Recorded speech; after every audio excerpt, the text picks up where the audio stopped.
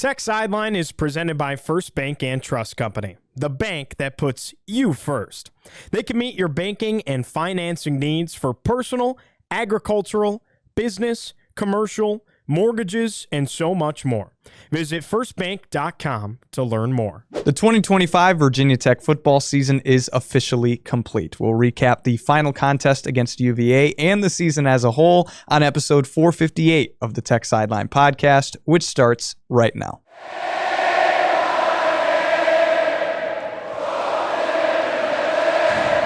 We're recording on Monday, December 1st, 2025 from the Tech Solutions studio in the Virginia Tech Corporate Research Center. If you're new to the show, make sure to like the video, subscribe to the channel, and refer the show to a friend as well.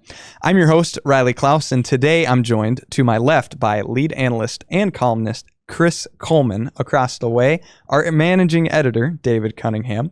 To my right, senior staff writer Andy Bitter, and producing the show behind the scenes, as always, is Mr. Nick Brown.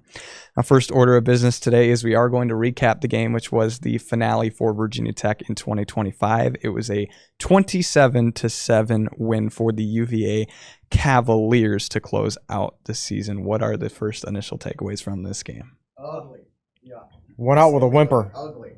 Just nothing happened. It was like, if you were a neutral fan and you watch that game, you'd be like, I just wasted 3 hours of my life.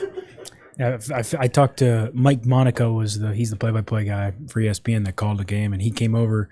He and I chatted for a brief moment, and at halftime, and he was just like, "Man, like this is just kind of a dud of a game." Well, it's a dud of a game because it was non-competitive. Yes, I mean, yes. You say nothing happened. You're a Virginia Tech fan. Right. Nothing happened from Virginia Tech's Yes, perspective. I mean, it's just like UVA he played just like well. wished it was more of a competitive game. Like obviously, like UVA has so much stakes and a lot to play for, and he tweeted the other day, and they're open for the game, and they had Tiki and Rondé Barber kind of narrate it, and a lot on the line for UVA. But I mean, the Hokies put up a dud. Yeah. I mean, I felt kind of like that. Crusty-heeled Boston College reporter. Once UVA took the 14-0 lead, I'm just like, oh, game over. They're not coming back from 14. Like 7, you could maybe see they could catch up. 14, it was done at that point. And the offense had 7 straight possessions with 3 and outs. When you're already talking about the scoring streak in the second quarter. Yeah, I brought that up early.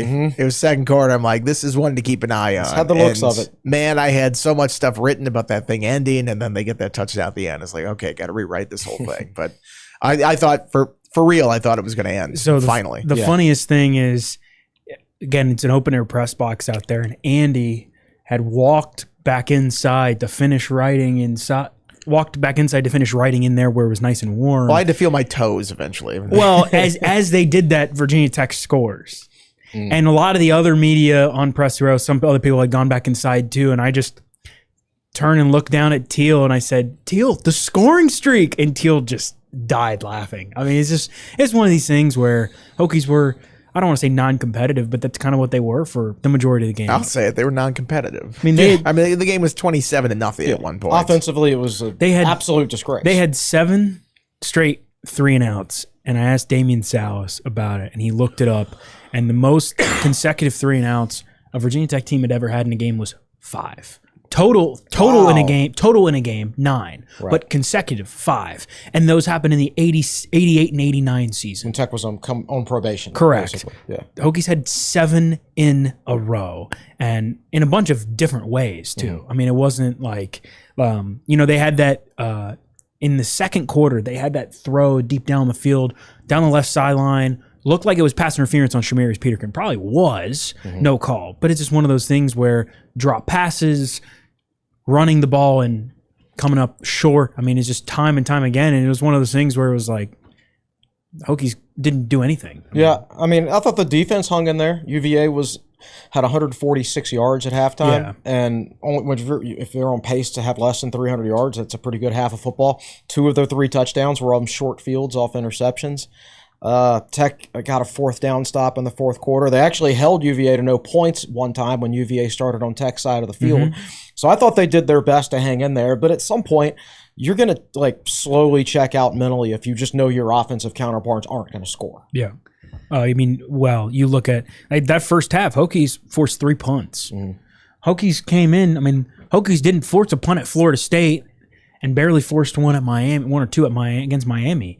I mean, the fact that they forced 3, but in one half. yeah, I mean, it's just. I mean, we knew the UVA offense had been struggling for the second half of the season. They were only averaging about 320 yards in a game, so that part of the game wasn't a big shock to me. But offensively, I mean, Tech was bad enough as it was with their leading rusher and with their leading receiver, and probably worth another touchdown. Missing those 2 guys, probably, but. In the end, it wouldn't have been enough either way. Yeah, I certainly wanted to revise my prediction of Tech scoring 20 points as soon as I found out that Hawkins and Green were both going to be out of that game. Probably the worst offense they put on the field since that Pinstripe Bowl. Yep. You know, quarterback situation wasn't as bad as that one. Maybe the offensive line situation wasn't bad, but skill position wise, I mean, you go back to the start of the year. And you're listing out your top receivers, and it's Aiden Green, Donovan Green, Keelan Adams, Chance Wiggins, Tucker Holloway. Mm-hmm. None of those guys were in this game. Their top receiver in this game was Takai Heath, who's a fine receiver, not a number 1 guy. Right. And yeah, he had a rough game, couple of drops that we talked about the 3 and outs. Those are first down plays. A couple of those drops that they had there. So it was just going in, it felt like this was going to be really tough to move the ball just because they were a struggling offense to begin with. They lost a bunch of their key players. It's like, okay, well, what's left? And once you get down, you have to throw the ball, and obviously not the forte of this offense. It was the first Cavaliers win in the rivalry since 2019, but early on something that really stood out was some special teams woes for Virginia Tech, that the starting field position wasn't necessarily strong either. It seems like there's been a play every game on special teams where you're just like, what in the world? It's an inauspicious start when you return the opening kickoff to the 6-yard line and get tackled.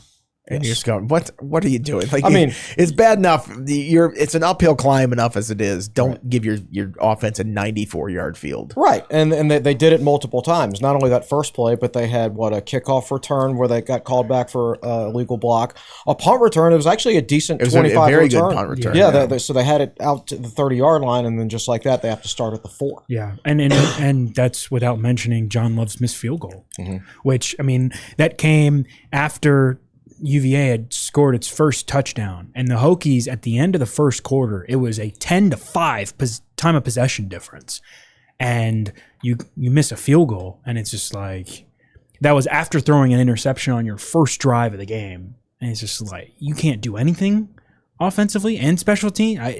Just one of these things where after some point the defense just kind of caves in if the offense and special teams don't give it any support. The floodgates are going to open at some point. Like the Tech defense could have been dominant and held UVA to 8 points, and they still would have lost the football game, right? I mean, it's one of those things. I thought they hung in there the best they could, but those other 2 units were just overwhelmed. Well, do you think it would have mattered who the quarterback was? No. That was the big debate afterwards. No. Why didn't they play Pop Watson? No. I think he's a better natural passer than Drones when he's got a clean pocket. The pocket was never clean the other night. There was no pocket. That said, when it became a 3-score game, when it was 17-0, I would have put him in. Just because at that point you're like, we can't complete a pass with drones. You might as well try something else for a drive and see what happens.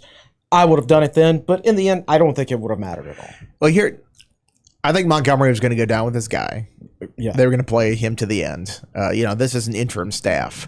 They're not looking at this like, what is next year going to be? Hey, if they were coming back next year, or this staff was in place already, they'd be like, okay, give Pop a couple series, see what he can do out there for next year. An audition for next year. They're not worried about that for an interim staff. They're just going to go with the guy that they had. I mean, there's a depth chart for a reason. All these people say, Pop would have done so much better. There's a reason he's the backup. They see these guys in practice every single day. It's sort of part of this, backup derangement syndrome here, that everybody thinks the backup is this superstar that can't possibly, fail if he goes in the game. Then they put him in the game. It's like, well, he's not that good anyway. Remember when Drones was Pop? Yes. When Grant Wells, everybody's like, oh, get Grant Wells out of there. Drones is the savior. Well, right? I feel like maybe this isn't quite the same comparison, but remember when everybody kept screaming and yelling for Mark Leal to play over Logan Thomas. Like, hey, you got to give him a shot. And then Logan got hurt in the Sun Bowl, and Leal came in. He was just disaster in that game. And I think Pop is a better quarterback than Mark Leal, but typically things don't get better when you put your backup quarterback in. And honestly, I think it's probably better for Pop that he didn't play in this because it keeps the mystique alive, right? Yeah. He still has the potential of the backup quarterback. He didn't actually get to go in there and have to operate behind this offensive line and with those receivers and, not succeed like he did, honestly, in the Duke's Mayo Bowl last year when they didn't really have an offensive line, didn't have a bunch of receivers. That was a real struggle for him in that game. And everybody keeps pointing back to the UVA game last year, but not to that Duke's Mayo Bowl for some reason. So, yes, he had success against UVA previously. This was a much different UVA team. This was a much different Virginia Tech team, quite honestly. The supporting cast for was not Virginia great. Tech, no matter what quarterback you put in the game, they're not set up for success this year. Do you remember how many times Pop Watson was sacked last year in the final 3 games? I want there to was say a lot about, against. He was about 10 times. He was sacked 7 times. There was a lot against Duke, yeah. And he was sacked 5 times against Minnesota. Right. So the game where there was no pressure, he went off. But when there's pressure, I he's didn't even kinda look like up the UVA numbers because that UVA defense was so bad. But it's one of those things where, I mean, in this game, you watch this game and you watch the last 5 Virginia Tech games this year. Almost every single play, Kyron Jones drops back. He's got pressure in his face in 1 or 2 seconds, and he's got to step up in the pocket and go somewhere. And Pop Watson, we've seen him. He's not great under pressure. Yes, he came in and he threw a 39-yard pass on 4th and 11 last week against Miami. But he also fumbled in the next play. So whoever was in there, it was going to be shaky in the pocket. Correct. And this pass blocking was some of the worst pass blocking. And unlike that Duke game last year where Ollie Jennings wrapped up 150 yards, you don't have a receiver that can really catch the ball consistently. There's just not enough weapons around whoever the quarterback was to succeed in this game. That's just matter of fact. Yeah, I mean, the sack rate for Pop Watson is actually higher than the sack rate for Drones. And I'm not saying Drones handles pressure particularly well and all that, but historically, Pop has a higher sack rate in terms of sacks per drop back. So he's just not a guy who has handled pressure well. That was the scouting report before the season, and that's how the coaching staff felt going into the season about it, that they wanted to see strides there. And I guess throughout the course of the season in practice, they just didn't see those strides.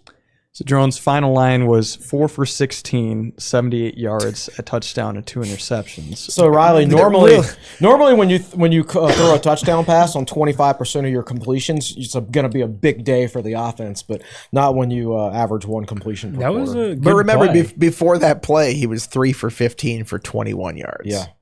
I mean, that would have been one of the worst passing performances in the Virginia worst. Tech history. The worst. Yeah. I mean, there were a couple where they were 2 for 7 or whatever like that, but they won those games because, it was the 2003 Miami game. I think they completed 2 passes that entire game, but they didn't need to throw the ball. That's right. And one of those went for a loss. Yeah, the other one went for a touchdown. I think. Yeah, I mean, it's one of those things where the Hokies finished with 4 completions, tied for the 3rd fewest since 1987. And up until that big drive at the end where Peterkin had that breakaway touchdown run, Hokies had 122 yards. Would have been the 3rd fewest total offensive yards since 1987. We're talking about a very bad offensive performance, but that's what happens when very pinstripe bowl-like roster. And credit to Peterkin, man. I think he proved to James Franklin, to this next coaching staff, this is why keep me, because I mean, Andy looked it up. He went and watched the replay afterwards. UVA still had its starting DBs in the game, and Peterkin kind of burned them. And that was a great play, but outside of that, I mean, just a miserable offensive performance. Yeah, that is where I wanted to go with the conversation next with a guy like Peterkin taking advantage of the opportunity and playing. Were there any other players that stood out to you in trying to make their case for the future coaching staff? Well, I mean, Overton again. He had the 31-yard run. He's stronger than he looks. And it was something that you didn't necessarily notice on his high school tape because nobody ever got a hand on him in high school. He was just running around defenses and past them rather than right through tackles. But I think he's shown more strength than you would expect from a guy who's 178 pounds. So you get that guy in off season of doing big squat Fridays, and he's going to have a chance to have a future. Yeah, he looks like he could use a year in the weight room. Pretty skinny guy. I know he's a basketball player. they always talk about, oh, he's going to play basketball too. It's like, he's not going to play basketball. No. That never happens. That's always the promise you make to those guys to get them in the boat. And then once they get here, it's like, all right, this is a year-round thing with football. Noah Chambers, again, 8 tackles, led the team, half tackle for loss. Thought he was all right in that game. But, I think it's sort of the similar guys that we had identified before that there's like a handful of young guys you go, yeah, that's a guy that definitely has a future here that you want to make sure stays on the roster. Yeah, and just think about that we're talking about the Virginia Tech young guys here, and think about who Virginia rolled out on that field. Like 18, 19, 20, 21 seniors. I mean, that's the difference in this game. 11 senior starters on offense. Yeah. I mean, that's the difference in this game. Right. And you talk about Virginia as we kind of continue with this discussion. It sets up a UVA versus Duke ACC. That's going to title be game. terrible. And I don't want to take anything about UVA. They did a good job building their roster with experience and things like that. But, 5 of their last 6 games, they've been under 400 yards of offense. There were times in that game where the Virginia Tech defense pushed their offensive line around, They're going to get into the playoffs most likely if they beat Duke, and don't talk about the ACC with any sort of certainty like that. Right? Have we learned our lesson from the last month of action? Well, either way, like let's say Duke wins the game. I mean, Duke is a team that stole Tulane's quarterback from them and then lost to Tulane. Right? And lost to UConn. They lost to UConn. Lost to UConn. Well, UConn's quarterback, 28 touchdowns, 1 interception on the year. That guy's awesome. Best player in the country nobody's talking about. Is he going to go to Colorado State too? I think he's done after the season because Okay. they got him from Maine, crazily enough. But I think Duke, if they win it, are they even going to get in? No. No. Probably open the door for that's JMU. the thing. That's the thing, is everybody always thinks, automatic bid for the ACC. No, automatic bid for the 5 highest-ranked conference champions, which, right now it's SEC, obviously, Big 10, Big 12. Those 3 are going to be for sure. And then you get to who's after that. If it's Duke, they're not even in the rankings right now. So, Tulane could get in if they win that conference. JMU could get in. I mean, UNLV is 10-2 and playing for the Mountain West Conference Championship. Could they be ranked higher than Duke at the end of this thing if Duke happens to beat Virginia this week? It could be such a black eye for the ACC if their champion gets left out and Miami can't get up into the play. You look at the rankings right now, and it's going to be tough for Miami to get up there with the auto bids they have for conference champions at the bottom of this thing, and traditionally how the committee has treated championship game participants. They don't really drop them too much for losing that week. I think it's going to be tough for Miami, and honestly, it might be tough for Notre Dame even to get in at this point. Yeah, Miami is the only team in this conference capable of being competitive in the playoffs. True. In my opinion. Yeah. In my opinion. Yeah. We know bad Miami can be bad, but we also know good Miami can dominate Notre Dame in the trenches, right? A playoff caliber team. We don't know whether Notre Dame will make it or not, but Miami is the only one capable of competing. Was a five-way tie for that second spot in the ACC title game with 5 2-loss teams, and obviously Duke won it without playing any of the other 2-loss teams, right? Duke got in based on the 5th tiebreaker. Right. It was opponent's winning percentage. And it's like, what are we doing with this? I mean, at a certain point, I think you just have to cut it off and say highest ranking. And you can't use the college football playoff ranking because that doesn't come out till Tuesday. You need to know who they're playing on Sunday. The Mountain West had some combination of like SP Plus and SRS. I can't remember all the different sources that went into that. That might be a way to do it. But these schedules are just so different that trying to compare these 6-2 teams is impossible. Yeah. And so Duke gets in, based on opponents' winning percentage. So they get credit for having played Virginia and Georgia Tech, 2 teams that they lost to. Right. And they're also getting credit because Virginia missed a bunch of the top teams in the conference, which allowed them to go 7-1. So, the uneven schedule helped Virginia in that sense. Credit to Virginia. They went 7-1. They earned their way into this thing. But then secondarily, it helps Duke because Virginia's record was so good, even though they played sort of a soft ACC schedule. So it's embarrassing for the conference that this is the championship game. Like, they can't do anything about this year. Some people are like, oh, they should just put Miami in. You can't change the rules, on the eve of the game like this and put in just whoever you want. But I think in the future, because these schedules are so strange, and none of them play each other. And it feels like, one game against the other 4 in this tiebreaker, that's not going to help you decide this. They need a different way to decide who's going to be in this, or they should go to semifinals. If there's a selection committee for the college football playoff, why can't there be a selection committee for the ACC title game? Who would be on it? That's a great question.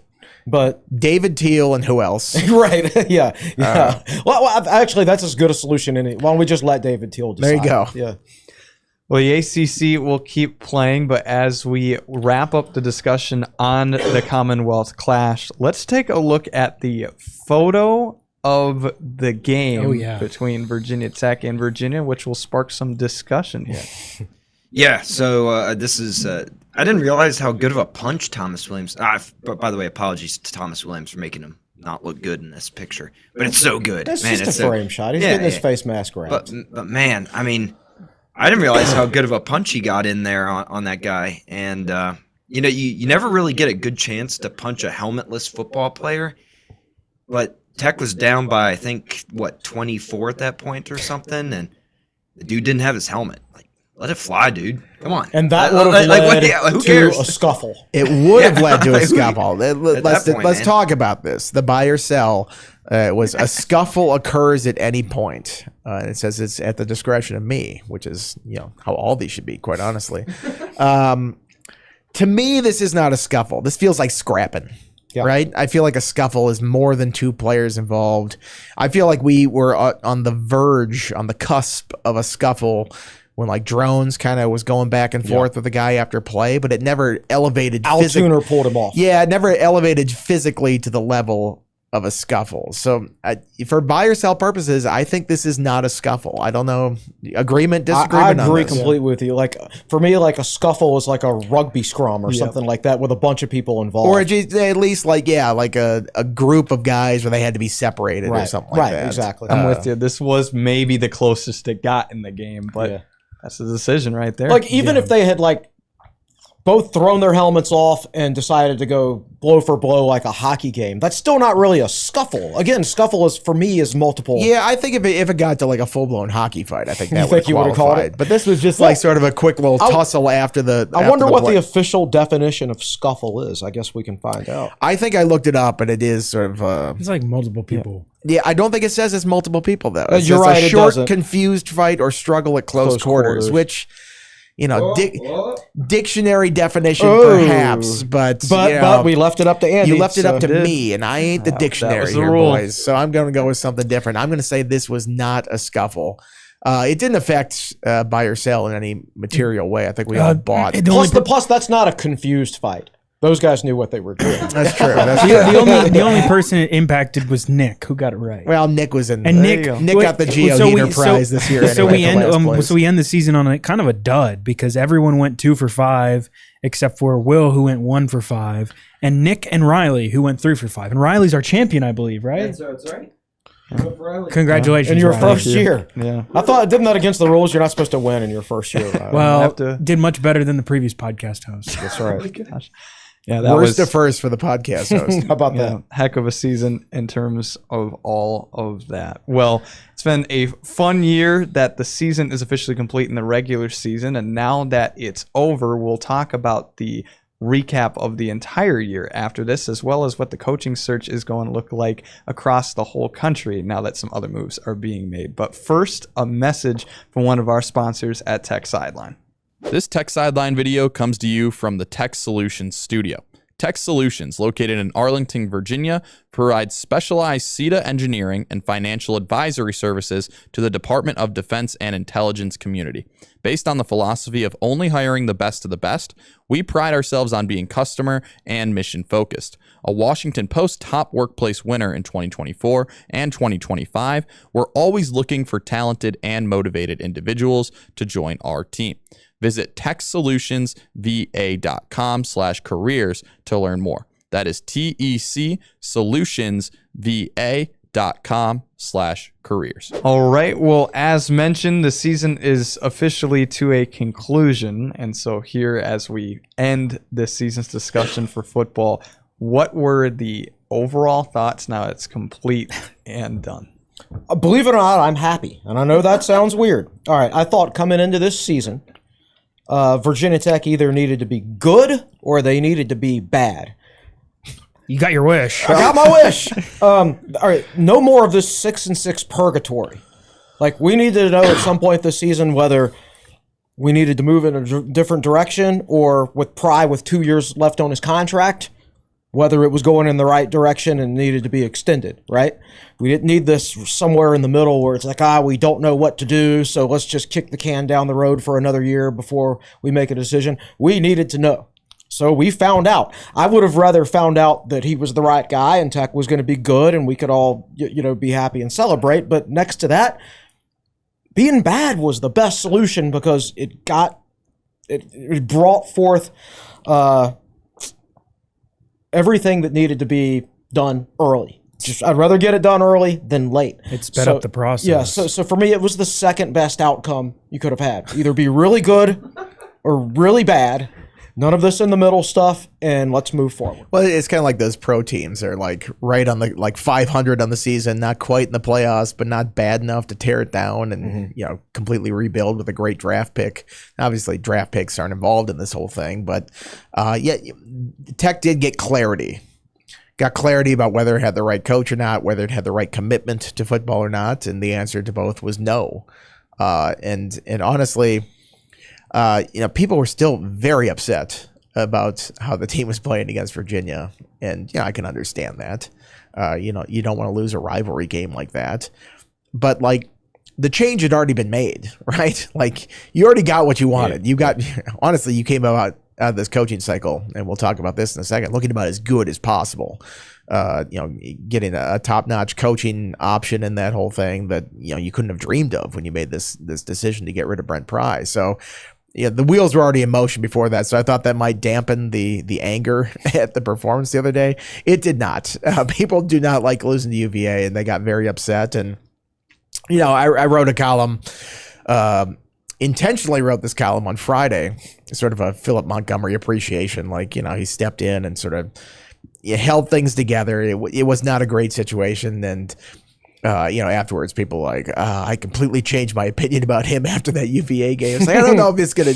I think give it a couple days to breathe here, that people won't feel the same way about this. But in the moment, they were very, very ticked off at Montgomery and how he coached that game, which I don't know that anybody else was going to do any better in that game. I think the roster was just in bad shape. I agree. In a couple of days, they're going to forget about it anyway because signing day is coming up, and they're actually going to enjoy signing day this year. Yeah, it's been such a long season. It's been kind of a slog for a lot of us. I mean, it's not a fun to cover, but it does speed up the whole process, because the worst thing for business purposes and our jobs is them going 6-6 and it just being such a drag. This season was kind of a slog, more so because we were trying to cover a coaching search for 2 months on top of a bad football season. But once Hokies came out on the other side of it, it's like, cool. We turned the page, look ahead to Wednesday. Signing day is going to be big, beautiful. Hokies have a lot to be excited about on that front. But that August 31st game against South Carolina feels like ever ago. But probably for South Carolina fans too. Yeah, I mean, the fact that the Hokies won 3 games this season is honestly kind of impressive, and all of them were Phil Montgomery. I mean, I wrote this in my 5 thoughts. Everything from now on is just positive news until you get to next year. It's going to be signing day. It's going to be coach announcements. It's going to be transfers coming in. There'll be some departures in the portal, and it might upset some people, but mostly I think people will be like, that's all right. Not going to lose any sleep over that guy leaving. So, you don't lose any games in the spring. Spring is a time of eternal optimism for every program in the country. The summer is the same way. So it's reached the lowest point here, right? And everything is kind of on the up and up from here on out in roster building. And that's James Franklin's forte. Recruiting, building excitement around the program. I mean, they're going to do that signing day show, I think, on Wednesday because Brent Pry took that from Penn State from what they did before. So I think it's going to be very similar to that. I will pose this question: which was the worst team this year or 2022? That's a great question. I think nobody knew what to expect going into 2022 because the whole coaching staff was new. Nobody knew what scheme they were going to be running offensively until you saw it. Well, let me pose it. I think the worst season was this one. Right. No, because it's year 1 versus year 4. You expect to be better in year 4. You lose to UVA at the end of the season. That's just a black mark that 2022 team didn't have the opportunity to have, but I don't. They might have even won that UVA game. I think both defenses would have shut like if those two teams played each other. I think this year's defense would shut down the 2022 offense. I think the 2022 defense would shut down the 2025 offense. The scoring streak might end for Virginia Tech on both teams if those teams faced off against each other. But you're saying it would have been a close game, right? Mm-hmm. So who's coaching this year's team? If it's interim coach Philip Montgomery against first year coach Brent Pry, I'd probably give it to Montgomery in a close game. Agreed. But what that 2022 team had? A guy who could return punts and do it well. You never know. That could be a difference maker. Yeah. I look at Sports Reference here. They have this SRS method, Sports Simple Rating System. That's average point differential, strength of schedule. Says the 2022 team by far is worse than the 2025. This team 2025 played a tougher schedule. I mean, you look on their Vanderbilt, much tougher schedule. Yeah, much tougher. Old Dominion won 9 games. Wake Forest won 8. NC State won 7. Georgia Tech won 8 or 9. Cal's going to a bowl. Louisville's won, I think, 8. The only team that's not going to a bowl is Florida State. They have the APR to get there. I think there's like one bowl slot open. I think. Oh my gosh. Yeah, that'd be worse than not. So that would be crazy if like every team on Tech's schedule except for South Carolina and Washington. Oh, I forgot about South Carolina. Yeah, South Carolina didn't make a bowl. Yeah. The one that everybody thought going into the season was going to be the tough one. It's like it actually turned out to be Vanderbilt. Yeah. I feel like that. I don't know. It's like this team. I think had much more talent, especially when you factor in the guys who transferred out too. Like if a Christian Ellis doesn't leave, if a Quentin Reddish is healthy. Like, I think this team had much more talent. That 2022 team was just so bad. Well, I mean, you look at the receiver situation. It's like Caleb Smith and who else in that receiving group there. But Caleb Smith might have been like that. You put up that team against the team that played in this UVA game. But I mean, who was the top running back that year? It was like Jalen Holston? Keyshawn King. Yeah, I mean, the running backs were far better on this team. Yeah, absolutely. Oh, absolutely. Yeah, so I do think this year's team would win, especially if Montgomery was coaching them.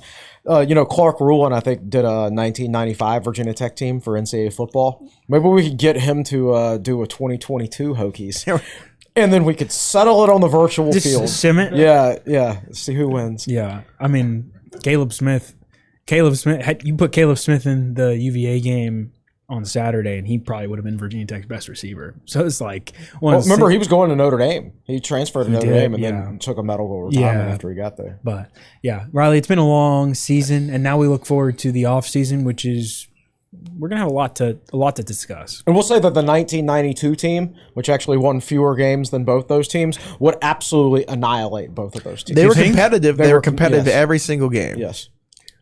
When you talk about a lot of upcoming coverage, and a lot of that has to do with James Franklin being the new head coach at Virginia Tech. But over the weekend, there were a lot of moves in the coaching carousel.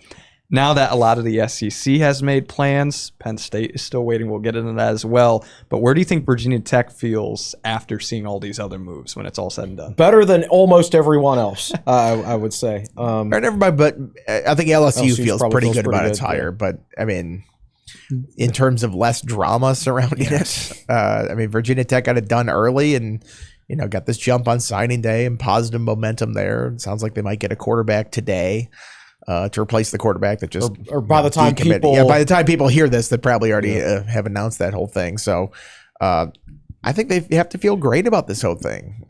I think when the hire was made, you probably give it an A at that time, and I don't think that would change in the weeks since then. So Again, they got a guy that went to the national semifinals last year. You wouldn't have thought that would have been possible when they fired Brent Pry. You're looking at an up-and-coming guy and, Golish, Sumrall, guys like this, and that's who's stepping into these SEC jobs. And honestly, I think Virginia Tech did a better job in his coaching search than those schools did. I think the Hokies made out like a bandit. And, you look at – there were 4 hires yesterday. Lane Kiffin, of course, at LSU, Alex Golish at Auburn, Ryan Silverfield at Arkansas, and John Sumrall at Florida. And I think James Franklin's a better coach than at least 3 of them. I think he's probably a better coach than Kiffin. Well, certainly more proven. Correct. And Kiffin comes with so much drama. Clearly. Just talk about a circus. But like the Hokies, and again, you think back to just this big picture of the season. Had Virginia Tech not been so bad so early, wouldn't have fired Brent Pry when it did. Probably not in position to pick up on James Franklin when that whole thing happened. The dominoes had to fall the right way. But you're the Hokies. You've just had 2 good official visit recruiting weekends before signing day. Nobody else in the country's had that. Virginia Tech is setting up to have a surprisingly really good class going into James Franklin's first season. And you look around the country and there's so much chaos, and like Kentucky just fired Mark Stoops yesterday or today. Michigan State Remember that report they were trying to like pawn him off on Virginia Tech? Yeah, he's a candidate at Virginia Tech. I heard he's Sure at he is. 622 North. Yeah, I mean, come on now. Good work, Jimmy Sexton. Yeah, Michigan State just fired Jonathan Smith yesterday, and it's like the Hokies. It made for such like a kind of a boring and like this doesn't matter season. But at the same time, the Hokies were able to jump on James Franklin very early. And we talked about it so much in the last couple of weeks. Credit to the search committee for going out and saying, here's who we want. We're going to go get him. And now, these next couple of days leading up to signing day are going to be very interesting. What happens at Penn State is probably going to factor into when the coaching stuff starts to come out. But, Franklin's hit the ground running. And nobody else around the country has had that advantage just because of the simple timing of it all. And as a result, it makes Virginia Tech look really, really, really good compared to a lot of these schools. Like, yes, it is a bummer that the Hokies lost to UVA because I know so many Virginia Tech fans care so much about that game. But at the same time, Hokies are going to kill signing day. And I think a lot of people went into that game going, well, UVA might get this one, but the way the Hokies are building things, this is like their one opportunity for the next couple of years because James Franklin's in town now. You talked about a whole lot of action in terms of commitments as well. Since our last podcast, offensive tackle Maddox Cochran committed to Virginia Tech. He was previously committed to Wisconsin, but it feels like Franklin is prioritizing the offensive line early on here. Oh, absolutely. That might be a sign that he's bringing his offensive line coach from Penn State, Troutwine. It could be. You don't know that for a fact, but and there's another one from Michigan, who's one of the top interior linemen, who's going to be making his decision pretty soon. Whether is that Izuka? Yeah, Izuka or Izuka? I can't pronounce it. I'm not sure how you pronounce it, but he actually had a pick 6 in the Michigan State title game yesterday from his defensive tackle position. It was amazing watching him run that back like 50 yards for a touchdown. That's crazy. But yeah, he'd be an interior lineman for the Hokies. I think this is going to be a big offensive line class. Now Tech will probably lose Adrian Hamilton, a previous commit to Michigan, but still it kind of sounds like it'll end up being like a 6-man offensive line class. That's what they need. And Franklin said it at his introductory press conference, like he believes games are won in the trenches. And that when was the last time you felt comfortable about Virginia Tech's offensive line, beating up on an opposing team? It's probably Vance Vice offensive line. You go back to those COVID. That COVID year they were stacked on the offensive line. It's been a struggle since then. Again, that was sort of one of the many downfalls of Brent Pry. He never got the offensive line situation right when he was here. Franklin's not going to make that same mistake. They're gonna address it this way, and I would imagine they would address it in a serious way in the portal too, because expecting true freshman offensive linemen to come in and play right away without having been in the weight room for a while here, it's just there's a physicality level that's tough to match for guys that coming straight out of high school like that. So I think they're going to do a lot of work in the portal as well there. Yeah, and the Hokies certainly have the funds to go get guys in the portal too. So they've added 4 commits since we last had a podcast. 3 of them came on Thanksgiving. Or maybe it was 5 commits. 3 of them on the offensive line. Rosabee, Lebitness, who Purgatory. By the way, you mentioned Speaking of Purgatory. Purgatory. I was going to say, you said Purgatory earlier, and it's like, well, Hokies are going to have a guy nicknamed Purgatory on this team. He is a 3-star from offensive tackle from New Jersey. Marlon Bright committed. He was a Penn State flip on Thanksgiving Day. Rivals has him as a 4-star. He's a tackle. They added Peterson. Peter Sean. He's a 4-star by Rivals and ESPN, and he's a tight end, but he's very skinny. He's like 200 pounds, but he had some weight, and he's a very, very dynamic athlete. He was another flip. Maddox Cochran, that was yesterday, former Wisconsin offensive lineman. So Hokies have very quickly turned the ship, and I mean, gosh, Chris and I have pre-written so many articles over for the next couple days because it's just kind of a matter of when. And I know Tech lost Cole Bergeron this morning as we record the podcast, but it's one of those things where when a new staff takes over, some guys are going to go, some offers are not going to stay. You'll see that when the portal opens too, but the Hokies are really quickly turning this thing around. And the interesting part of it is, we talked about this last week, Virginia Tech played at Virginia, but James Franklin still had an official visit recruiting weekend this past weekend and has had a lot of talent on campus. We're talking a bunch of 4-stars, a bunch of highly touted guys from the Commonwealth, guys from a variety of schools, and some of the best guys that are still uncommitted. So be really interesting to see how this thing shapes out, and it might not necessarily all be settled by signing day. There could be a couple guys that wait until February to normal signing day to decide. Which, God, that needs to be normal signing day again. Agreed. Yeah. So the Hokies are active in recruiting, which means we'll be active as well with signing day coverage here on Tech Sideline. You can check us out here on YouTube as well as all the social media and the website. But as we get towards the end of this podcast, I know this will be discussed in the future as well extensively, but David, the net rankings are out for basketball. So any thoughts of what occurred maybe in the last week or so for Virginia Tech? Yeah, well, and first of all, I forgot Messiah Mickens, of course. He was the big guy, the first commit. 4-star running back from Pennsylvania, top 10 kid. Unanimous running back. Correct. Unanimous 4-star. Correct. What was that Tom Fornelli tweet? 2 Messiahs in 1 week. I saw A that. Messiah and a Purgatory. Pretty good names we're on a roll for. Fat Rat. They need to get Fat Rat too. Why is he a wide receiver and not an offensive lineman? I don't know. He's the first unanimous 4-star running back Hokies have had since David Wilson. So just think about that for a sec. As far as the net rankings go, the women I think are 55. The men are 84. Women are in all right position. It's going to be an interesting climb this year for them because the ACC is not as strong as it has been in years past. You look around the league, the Hokies host Duke on Sunday in its ACC opener, and Duke has looked kind of bad this year, which is kind of surprising considering it won the ACC tournament last season. But I think the women sit in a pretty good spot right now. The men, very interesting. They're down at 84, and they got South Carolina, who I think is 99 in the net, and then they've got Mason, who is in, I think, top 50. Yeah, Mason's pretty good. So 43. Yeah, so Hokies have an opportunity really to turn the corner. They need Toby Lawal back, and I expect he'll be back this week when they go to South Carolina on Tuesday. I'll be there, but it's going to be very interesting to just see how this thing plays out. I thought they played all right down in the Bahamas. It's hard when you're playing a really good St. Mary's team and you don't have Toby Lawal. And against VCU, I thought VCU shot 50, 60%. That one dude went 5 for 5. Yeah. And that shot they hit right before halftime when the guy just dribbled down the baseline and just made that wild shot. It wasn't even good shot selection, right? No. They had a day shooting, but Tech's defense also wasn't good enough. But Lawal's absence impacts everything. Obviously, he averages a double-double. Yeah. So you're losing rebounds.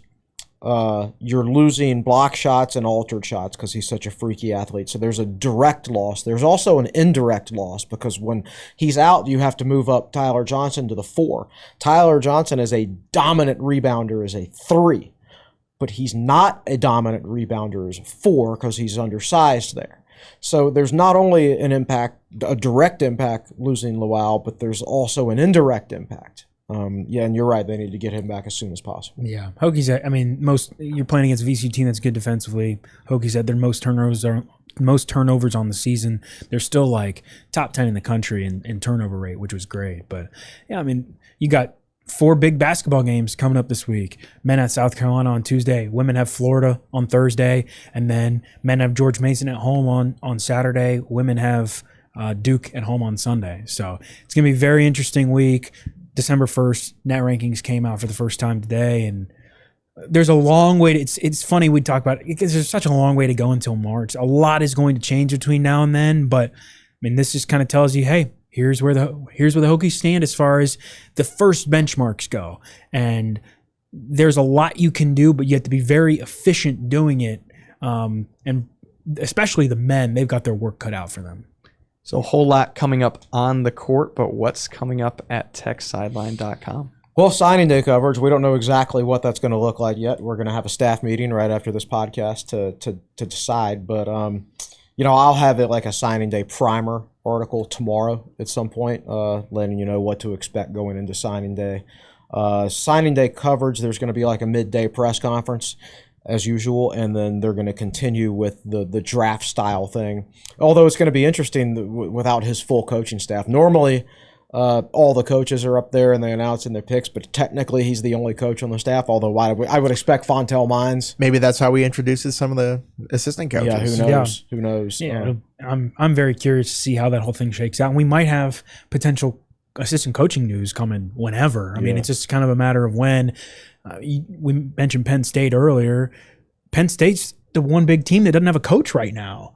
Right. It's just like kind of funny how this whole thing plays out. Do you know? You get these odds emails from people. Yeah. Who do you think the favorite is right now to get the Penn State? Is it Sataki? It's Kalani Sataki. The BYU guy. Because there was a flight to Provo yesterday, right? Does that not seem like a weird fit? Oh, it seems extremely weird. He's never coached on the East Coast. Right. From what No. Eastern Arizona, BYU, Southern Utah, Oregon State, BYU head and until coach. like last year, I mean, I guess Bronco Mendenhall was a weird fit coming east and had a lot of success. At UVA. Yeah. Sataki, like before this year, before last season though, you look at BYU and it's a whole bunch of 7 and 5s. Yeah. So I don't think Tough to argue with the last 2 years though. 11-2, 11-1. Chance to go to the playoff this year. Nothing's going to make Penn fans second Penn on State that fans list. happy. Second on the list, Bob Chesney, 3-1. 3-1. Brian Dayball, 7-2. Josh Heupel, 6-1. Jeff Brown, 15-2. Terry Smith, 9-1. Then it gets a little bit interesting. Kalen DeBoer, 14-1. He's way down there now. Nothing's going to make Penn State fans happy unless it's like DeBoer. Like UCLA, Chesney, 1-3, minus 300. I hope he doesn't go there. I really think seems he's a like good a weird coach. fit. Yeah. He's been on a the Northeast, East Coast guy all the time. all year. Yeah. I mean, good. I think he's going to be a good coach. Yeah. I think that'd be a good hire for UCLA if they go that direction. Sataki would be a better fit for UCLA, and Chesney would be a better fit for Penn State. But Just regionally, yes, that would make a lot more sense. But these are coaching hires. Yeah. Sometimes what makes sense on paper Correct. doesn't make sense. It doesn't work in reality. Yeah. But the interesting thing is going to be that Penn State still doesn't have a coach, and I believe the Nittany Lions beat Rutgers to go to a bowl game. So how that whole process shakes out, like you look at interim head coach Terry Smith, he could be somebody that joins James Franklin's staff. But if Penn State still hasn't announced anything, right, you're keeping everybody in a bind a little bit. He's going to coach in their bowl. If he's their interim head coach, he's going to be the head coach for the bowl game. So it's going to be interesting to see, Virginia Tech's signing class was ranked like 100th. There's worse a couple weeks ago. And now that's where Penn State is. Yeah. Virginia Tech has rated that class for a couple guys and could get a couple more here. Penn State currently has 7 commitments, is ranked 121st nationally. And not all of those commits are solid either. So like some of these guys, Tech is going to still get or technically still committed to Penn State. Who decided signing day should be the week of championship week. Like, what are these coaches doing where they're sitting? Like, they're the ones behind. When If they you set want an this early date. signing day in December, it should be like December 15th. But they're like, oh, we can't do it in mid-December. That's when the bowl games are. Let's do it at a better time. Who cares about in bowl the games? middle of championship So- week, 2 days after most coaches are fired during let's the just season. have it in February like it always was. it would make so much more reason. sense. It was in February before. I mean, if you're going to do early signing, like the point of early signing day is like these guys have made up their mind before their senior season. Right. Then do it in August. If there's like a true early signing day, and then if the coach leaves, you can release them from their thing or whatever. But like moving it up to early December, like it seems so weird. The timing that they're doing. I this. wouldn't be. What if you're playing in a championship game this week? You have to Right. prepare for that and And do finalize signing signing day. day at the same Right, time. Right. I mean, I think they should just take away all the discussion and just move it back to February. And that way these guys get to know, because you're getting pressured and, well, you need to make a decision right now because we might not have a scholarship in February. Oh, but coach, I don't know who my coach is going to be. Right. Right?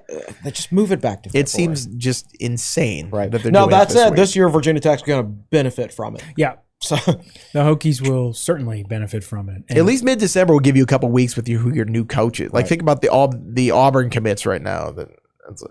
I forget who went to Auburn. Golish went to Auburn. Golish I'm went trying to to Auburn. remember all of them. It's like, okay, the coach is introduced today on Monday, and you've got to make a decision possibly by Wednesday whether you're going to stick or the coaches have to decide by. I mean, I know they could wait until February, but if you're a player and you want to get that done early. well, even then, Pry didn't hire his coordinators until like late January last year because one of them didn't leave until, or he couldn't hire Cephas until well, Oh, he was he waiting didn't on hire. Knowles. Right. No, he didn't hire Montgomery until late. Because Bowen Bowen left Bowen after signing day. left late. Right. He hired Cephas first. So, which is why it should just be in February. Yeah. Well, and I mean, the interesting part here is what is James Franklin telling these guys as far as coaches go? Like the current Virginia Tech commits, guys who are going to sign. I'm sure he's telling him exactly who he's going to hire. because Correct. He probably knows already. Correct. But there's nothing official out there yet. Right. So it'll be just I'm curious to see how the Hokies handle this thing because I think maybe in the next couple of days, hopefully we get some more clarity on